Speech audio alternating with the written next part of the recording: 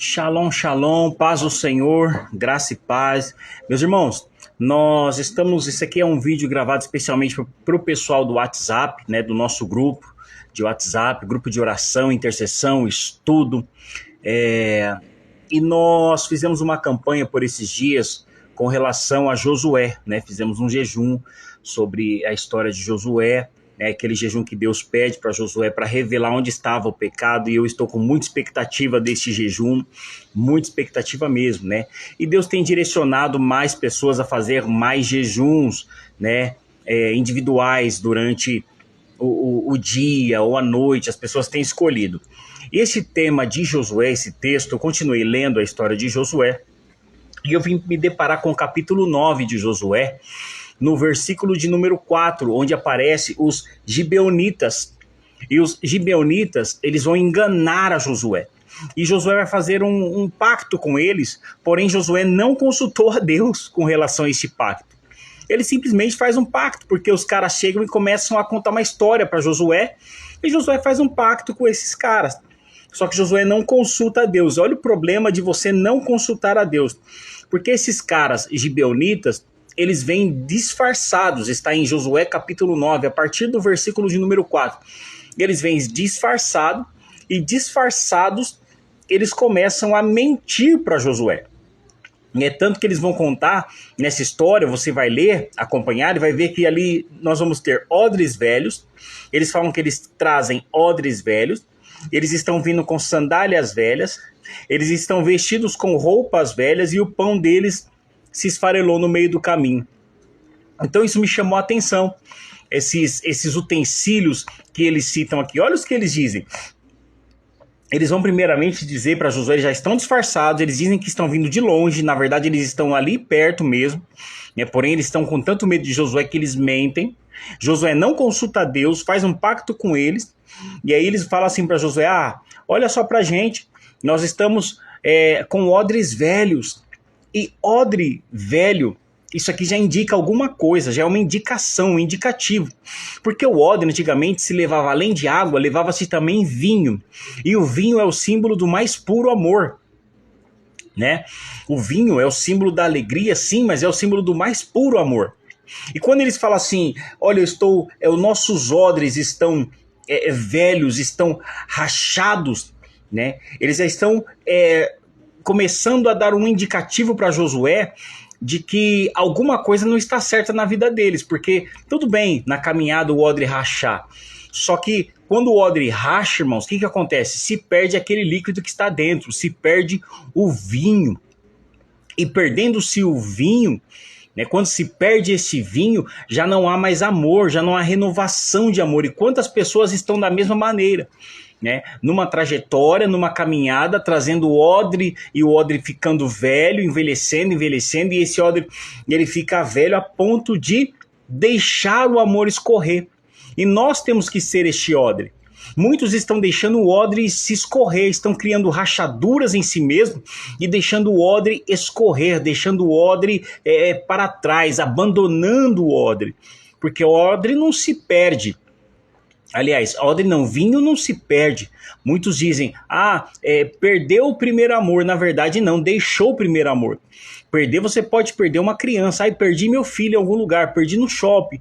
Mas perder o vinho, perder o amor, você não perde o amor. O amor você deixa, abandona, não quero mais. No meio da caminhada, com o odre todo rachado, fala, eu não quero mais. A pessoa não procura a renovação do odre, não procura estar com o odre consertado, consertar o odre diante de Deus. Então, eles começam a falar isso, falar, olha, o nosso odre, ele está furado. E cuidado, irmãos, quando a sua vida tem brecha e está furada, essa brecha vai fazer você deixar o amor. Não quero mais amar, não quero. A pessoa deixa o amor e começa a mentir. E isso se torna satânico e diabólico. Satânico e diabólico. É muito sério. Depois disso eles vão falar assim, as nossas sandálias também estão velhas, olha o quanto que nós caminhamos, desde quando nós estamos vindo, elas foram envelhecendo, e os vestidos também foram ficando velhos. E sandálias velhas fala de uma caminhada sem renovação, uma caminhada sem renovo, uma caminhada sem pedido de perdão, né? Os vestidos falam de uma roupa remendada, suja. Uma roupa suja fala de uma roupa que está cheia de contaminação. É uma caminhada que está cheia de contaminação. São sandálias que elas se rasgaram e elas não tiveram renovo. São sandálias sem paz, porque a pessoa que caminha no deserto com a sandália velha, ela machuca o pé, isso tira a paz da pessoa. Tira a paz, os pés ficam rachados, tira a paz. Então é uma caminhada sem paz, é uma caminhada com as vestimentas velhas, com as vestimentas remendadas. Você vê cheio de remendo, um pedacinho da igreja dali, da igreja da colada, da igreja dali, um pedacinho do mundo, um pedacinho da Xoxonoe, um pedacinho, né, tudo remendado. Então muitas pessoas estão cheias de remendos nas suas vestes sujas e não procuram o verdadeiro perdão que está em Cristo. Lembra-se do filho pródigo? Quando ele chegou, o pai mostrou o verdadeiro perdão e falou: tire as roupas e as sandálias velhas, coloque sandálias novas, vestimentas novas e coloque um anel no dedo dele. Aquilo é o verdadeiro perdão e nós temos que procurar esse verdadeiro perdão em Cristo. Precisamos procurar a mudança das nossas vestimentas, o renovo em Jesus Cristo, verdadeiramente se arrepender. E algo que mais me chamou a atenção também foi o fato deles falarem assim: o nosso pão que a gente estava trazendo, no caminho ele se esfarelou. E por que se esfarelou? Porque o pão que se esfarela, o pão que não dura, o pão que se perde com o tempo, é o pão que leva a fermento. Porque o fermento faz o pão, no momento ele faz o pão ficar inchado, bonito, tudo momentâneo. No momento é gostoso, é bonito, é um culto maravilhoso, a pessoa sai cheia, sai que nem um pão gorda, né, da presença de Deus. Aí sai cheio, mas o decorrer da caminhada vai murchando, até se esfarelar. Se esfarela e perde tudo. Por isso que eles usavam antigamente o pão sem fermento. O pão sem fermento era muito utilizado, e Cristo é esse pão sem fermento, porque o fermento simboliza pecado.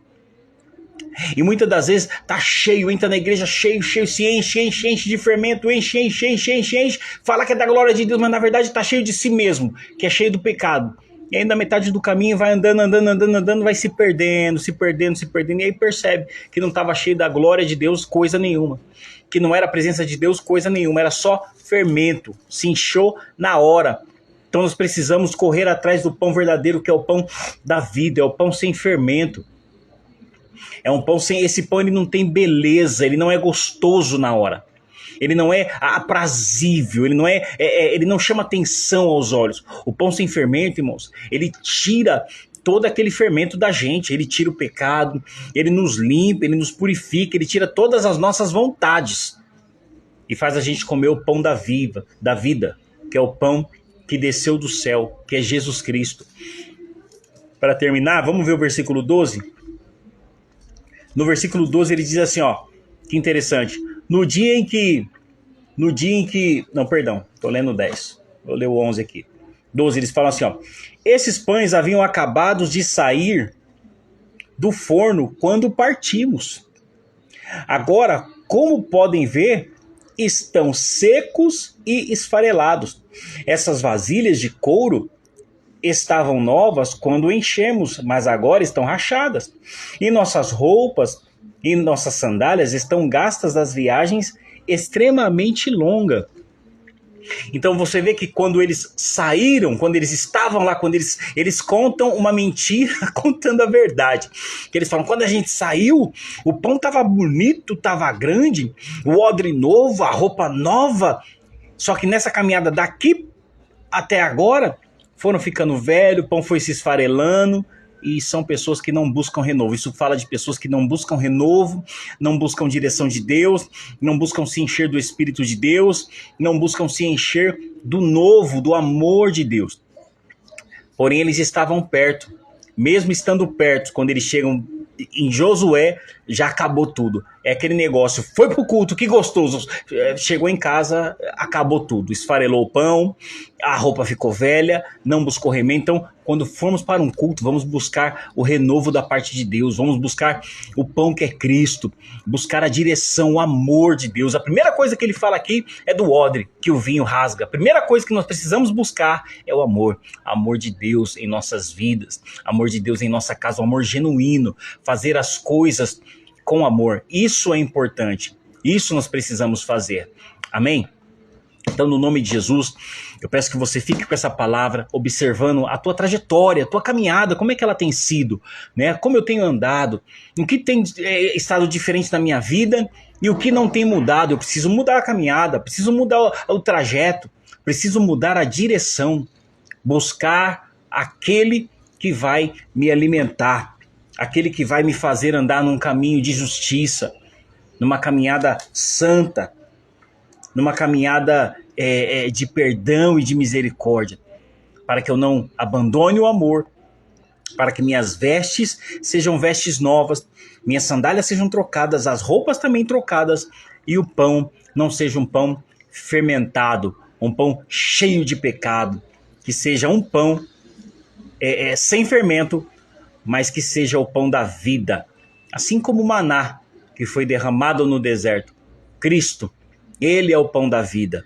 Então isso me chamou a atenção, estou trazendo para vocês este pequeno ensinamento curto, desculpa o tempo, gostaria de fazer em menos tempo, mas como é um ensinamento, né, um estudo, é algo que nos chama a atenção, a gente precisa passar dessa maneira aí, ok? Deus abençoe todos vocês, fiquem com Deus e tchau!